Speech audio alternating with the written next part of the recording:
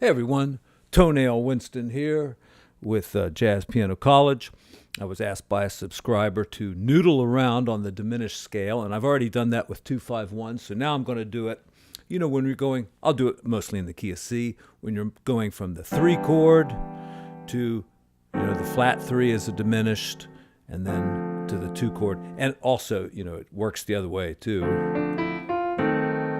As going up. So I'll do a few versions of each one and also take a look at maybe C6 going up to a C sharp diminished on its way to the 2 chord. These are really common uses of the diminished chord, and we want to use the diminished scale in those spots. So let's start here on the 3 chord. Let's do another one. How about another one? Which one haven't I done yet? I did that one. This one. Yeah. Now, you might notice that these are the first 4 notes of the blues scale in 4 different keys, right? Right? But look, the diminished scale uses those same notes, so just use the diminished scale there. Use the blues scale. Some people call it the diminished scale, and some people call it... I call it a guider blade. Right? Or I could do it in E flat, or in F sharp, or in A. And the 2 most common blues scales to use in the key of C would be this one, or the one that starts on A. Like that. So let's try those. Yeah, sounds great. How about the other one? Okay. And now I'll just noodle around and use the diminished scale.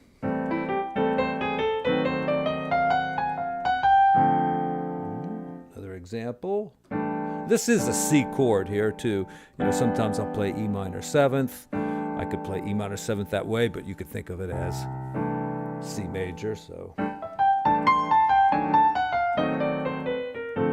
All right, and that time I went like this. I have a diminished chord with, a whole step extension.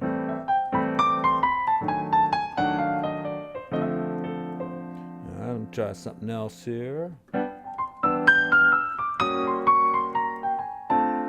right, it's the same diminished chord, just moved up with another whole tone extension. There's 4 of these that you can use. All right.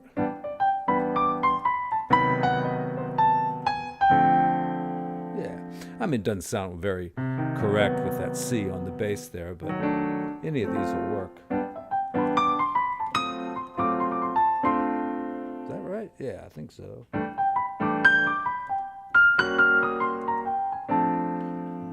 Okay. Now let's do some right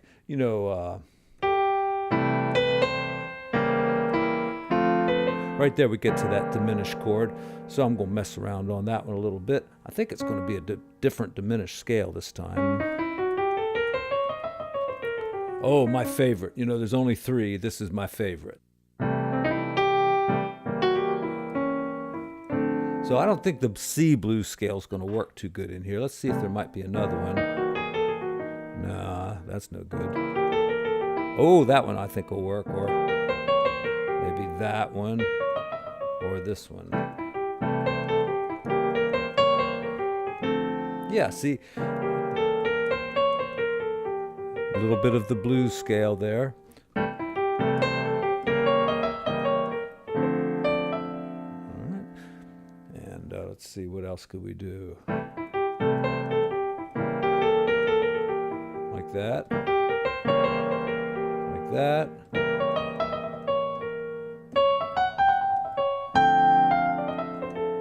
All right. Now I'll just mess around with it a little bit. All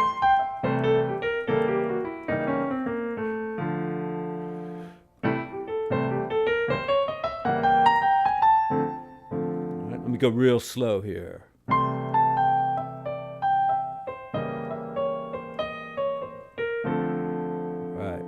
Notice the diminished scale has a tendency to just work out right. I mean, there are cases where it doesn't. I'll see if I can do one where it kind of doesn't.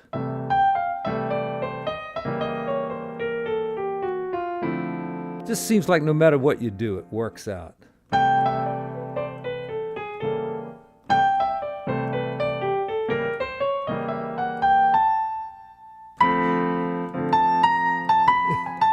I should have just gone down to there. So there's one that didn't work out so well. I do have a video which almost 200,000 views.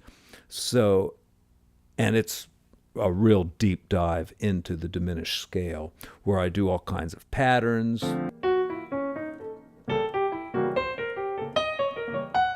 Stuff like that.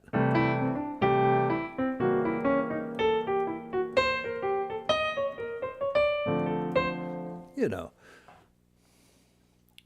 those patterns are kind of useful, but I like to just work on the diminished scale in a kind of a melodic way, and using the blues scale kind of helps you do that. Now, of course, if you take that blues scale too far, you end up on notes that don't sound right. But if you just use the first 4 notes of any blues scale that starts on one of those diminished notes, it's going to work.